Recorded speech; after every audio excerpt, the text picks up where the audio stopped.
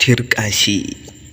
Ashe dama ba su mutu ba, sun farfaɗo yanzu haka a cikin shirin fim ɗin na Abadan. Don haka kuwa ku biyo ni domin ku ga yadda Adam Garba da tsohuwar matar Adam E Zango suke farfaɗowa a cikin shirin fim ɗin na Abadan bayan mutuwa da suka yi, wanda idan ba ku manta ba, ita ce ta fara mutuwa lokacin da ya zo ya samu labari a asibitin ake iya kutsa kai zuwa ɗakin da take. A nan ne yake yi mata wasu sumbatu kamar haka: bai kamata ki mata ki bar ni ba, mun shirya yin rayuwa tare, ban shirya rabuwa da ke yanzu ba.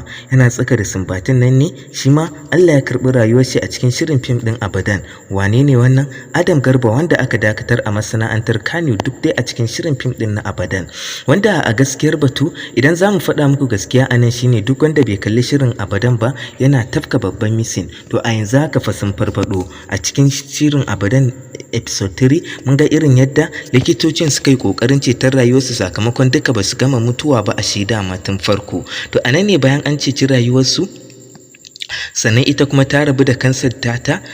A nan ne suka ci gaba da sabuwar rayuwa, aka ɗaura auren abokinsa da ƙawarta, a su ma aka ɗaura musu aure, sannan shi ma ya ci gaba da rayuwa da ita. Wannan shine abin da mutane suke tunanin zai faru matukar aka ci gaba da kawo muku shirin fim ɗin Abadan, sai dai kuma ko kaɗan abin ba haka yake ba.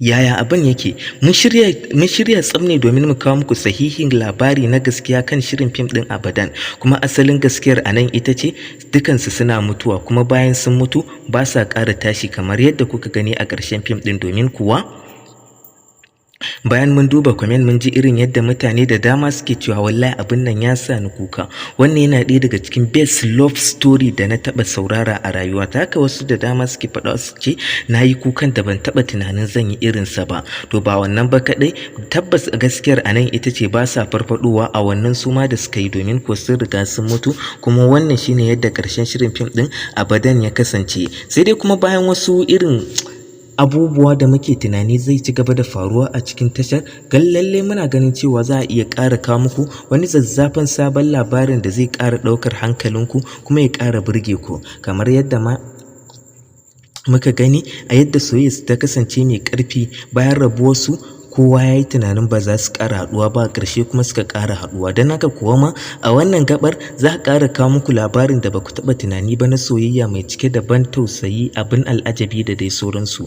Sannan ba iya wannan ba kaɗai, a yanzu haka muna ɗauke da kuma magana akan shirin fim ɗin Kaddara, wanda shi ma insha Allahu muna mai muku albishir da cewa jin kaɗan za ku same mu da sanarwa akan shirin fim ɗin na Kaddara, tare da wasu muhimman abubuwa da suke faruwa har ma da shirin wata 6. Wannan bidiyon kai tsaye sadaukarwa ne muka yi muku daga cikin wannan tasha tamu ga masu zargin cewa a cikin shirin fim ɗin na Abadan lalle za su iya farfadowa ba su mutu ba, ko masu ganin cewa za a iya ci gaba da fim ɗin. Wallahi duk ba haka bane ba. Don haka kuwa muna yi muku albishir da cewa shirin Abadan ya zo ƙarshe. Wannan kenan, sanan duka a nan muka kawo ƙarshen wannan shiri, kuma muna roƙonku da idan har wannan ya kasance shigarku na farko, da ku daure ku danna alamar subscriber, sannan ku taɓa alamar ƙararrawar sanarwa, sannan ku yi wa bidiyon namu alamar like. Mun gode sosai da zuwa wannan shafi namu da kuka yi mai albarka na Abadan Vlogs TV.